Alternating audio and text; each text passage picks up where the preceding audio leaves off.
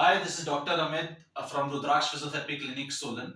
Today we are going to discuss about iliolumbar ligament. I have written the topic on the board. Iliolumbar ligament, a potential source of lower back pain and sciatica. हमेशा lower back pain का patient या sciatica का patient disc bulge का नहीं होता है. I have told it many times in my previous videos also. तो कई बार हमेशा चीज अलग हो सकती है. सियाटिक का इलियोलंबर लिगामेंट की वजह से भी हो सकता है, इसकी टाइटनेस की वजह से भी हो सकता है, इसकी इंजरी की वजह से भी हो सकता है. सो दो तरह के इलियोलंबर लिगामेंट में वी एनकाउंटर प्रॉब्लम्स. कुछ पेशेंट्स जो इलियोलंबर लिगामेंट के आते हैं हमारे पास, जो कि लॉन्ग ड्यूरेशन सिटिंग की जॉब्स में है और एक तरफ को थोड़ी देर रोटेट करके बैठ रहे हैं. सपोज वो अपनी सीट पे बैठ रहे हैं और लेफ्ट साइड को रोटेशन ज्यादा रख रहे हैं वो, तो राइट साइड का इलियोलंबर लिगामेंट कांस्टेंट स्ट्रेच्ड पोजीशन में है, जिसकी वजह से वो अपनी इलास्टिसिटी थोड़ी सी लूज कर जाता है. फिर उस इलास्टिसिटी की वजह से it does not return to its original position and iliolumbar ligament धीरे धीरे फाइब्रोस होकर टॉट रहने लग जाता है. And that becomes the potential source of pain in the patients in the lower back. And patient जो है हमें कहां पे बताता है पेन?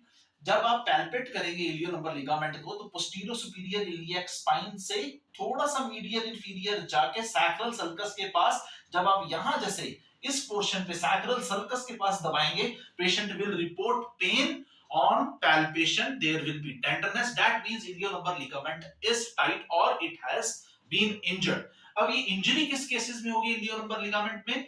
जो पेशेंट्स बहुत एक्टिव इन्वॉल्वमेंट रखते हैं स्पोर्ट्स में, जैसे कि जिमनास्ट, या फिर जो बहुत ज्यादा हैवी वेट ट्रेनिंग कर रहे हैं, जैसे कि जिम प्रोफेशनल्स, वो हैवी स्क्वाट्स लगा रहे हैं, वेट के साथ, हैवी वेट के साथ डेडलिफ्ट्स कर रहे हैं. जैसे ही वो नीचे तक जाते हैं, कई बार इलियोलंबर लिगामेंट इंजर हो जाता है, वो पेन हो जाती है वहां पे. L5 वर्टिब्रा की मोबिलिटी रिड्यूस हो जाती है. I will explain everything in this diagram.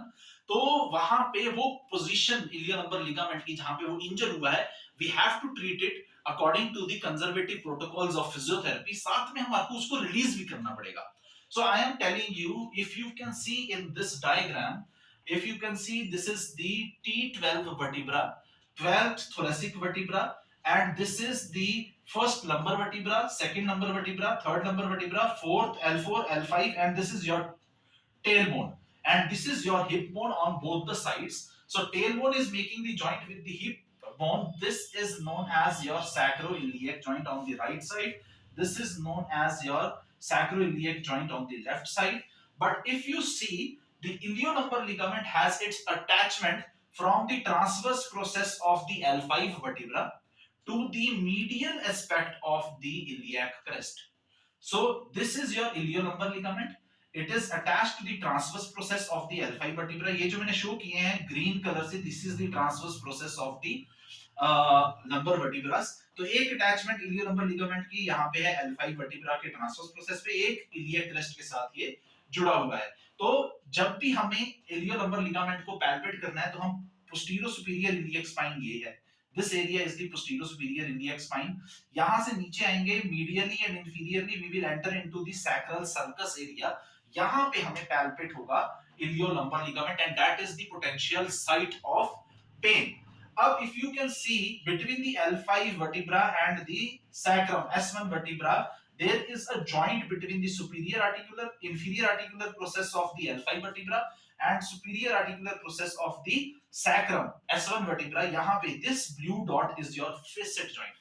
तो अगर इलियोलंबर लिगामेंट टाइट हो गया है, पहले केस में जो प्रोफेशनल्स होते हैं जिनके केसेस में इलियोलंबर लिगामेंट टाइट हो जाता है, जो कि ज्यादा देर लॉन्ग ड्यूरेशन सेटिंग करते हैं, या जो एथलीट्स जो हैवी स्क्वाट्स या डेडलिफ्ट्स करते हैं, उनमें स्प्रेन हो जाता है, उसके बाद फाइब्रोसिस हो जाता है.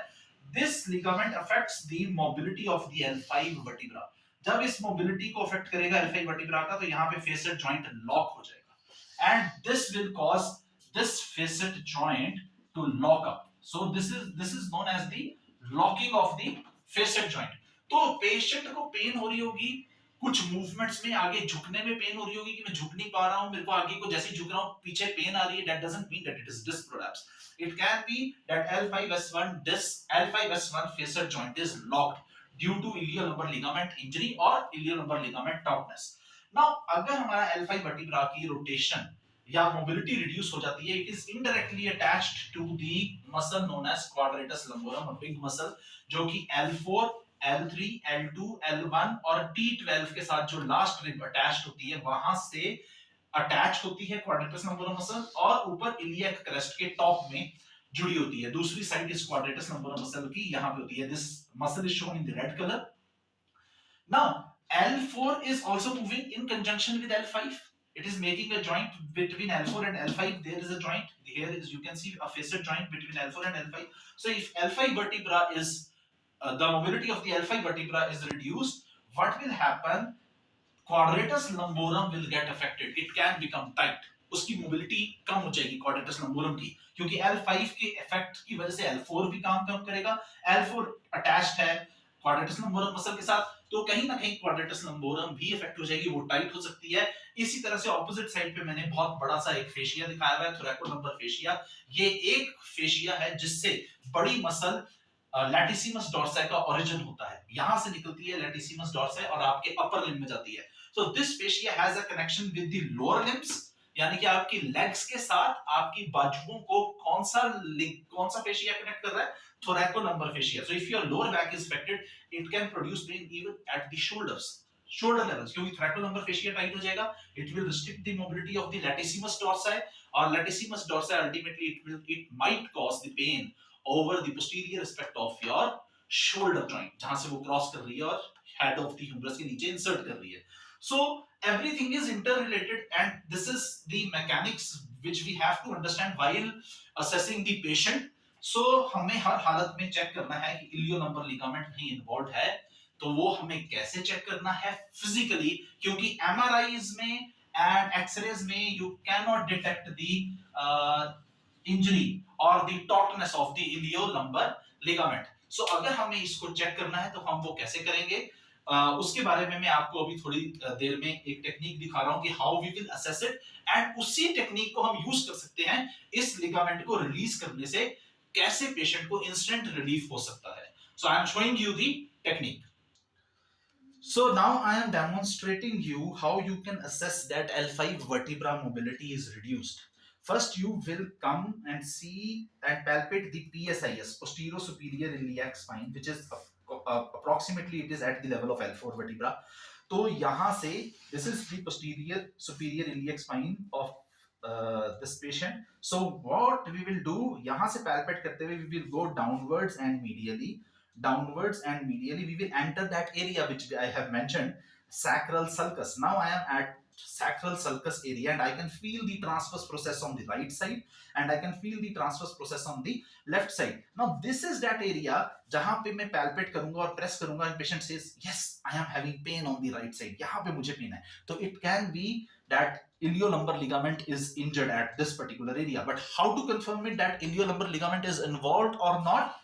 सो जैसे ही हम पेशेंट को बोलेंगे हम कि यहाँ पे हमारे ट्रांसवर्स प्रोसेस, अभी I can feel them perfectly under my thumb, the transverse process of the L5 vertebra. I will ask the patient to bend a little forward, stop, थोड़ा सा 20-30 डिग्री फ्लेक्शन के बाद अब मैं बोलूंगा पेशेंट को कि राइट साइड फ्लेक्शन करेंगे।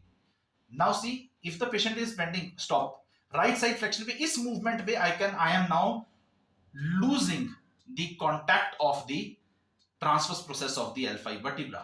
30 डिग्री साइड फ्लेक्शन पे ही मैंने थंब के नीचे से L5 वर्टिब्रा का कांटेक्ट टूट गया है, क्योंकि व्हाट हैपेंस जब थोड़ा सा फॉरवर्ड फ्लेक्स करते हैं एंड जब आप राइट साइड फ्लेक्स कर रहे हैं, L5 vertebra rotates towards the left. This is the coupling mechanism of the vertebras.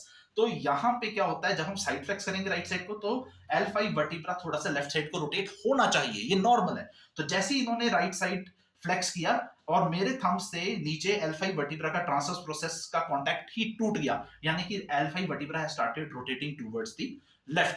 So I think this area is okay, it is losing the contact, so it is rotating.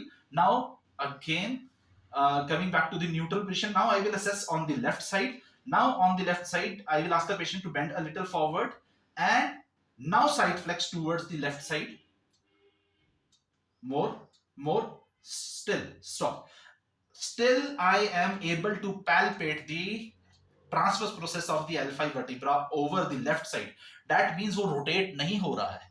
तो left side rotation, so ये you can see this is left side flexion, यानी right side rotation, right side rotation होना चाहिए lumbar vertebra का, it is reduced. तो ये rotation जो reduced है that is causing the pain, that is the reduced mobility of the L5 vertebra, यानी कि यहाँ का इलियो लंबर लिगामेंट हो सकता है कि इट इज पेनफुल या यहाँ पे प्रॉब्लम हुई है। So what we will do in this position, I will reinforce this L5 transverse process posterior anteriorly, आगे को ग्लाइड करेंगे, you can see the pressure I am applying, आगे को ग्लाइड करेंगे and ask the patient to rotate to the same side. Now this is rotation to the same side, stop. Now I am maintaining the pressure a little, हमने क्या किया था, पहले थोड़ा सा फॉरवर्ड फ्लेक्स कराया था, फिर हमने लेफ्ट साइड फ्लेक्स कराया, और अब हमने लेफ्ट साइड को ही पेशेंट को रोटेट करा दिया, और साथ में पोस्टीरियर इंटीरियर ग्लाइड को मेंटेन करके रखा हुआ है, and this we will do for 30 seconds. As soon as 30 seconds are over, we will ask the patient to come back to its original position. Now immediately after this, patient can report reduced pain. झुकते हुए जो pen आ रहा था वो ठीक है, अब मेरे को झुकते हुए पेन नहीं आ रहा है, एंड मोबिलिटी इंक्रीज हो गई है थोड़ी सी, and I am in less painful situation, that confirms our diagnosis that it was iliolumbar ligament, या तो वो टॉट था या वो इंजर्ड था, जैसे कि वो जो भी आपके पास patient related to the occupation आपके पास आ रहा है, कहीं ना कहीं इलियोलंबर लिगामेंट का इन्वॉल्वमेंट था।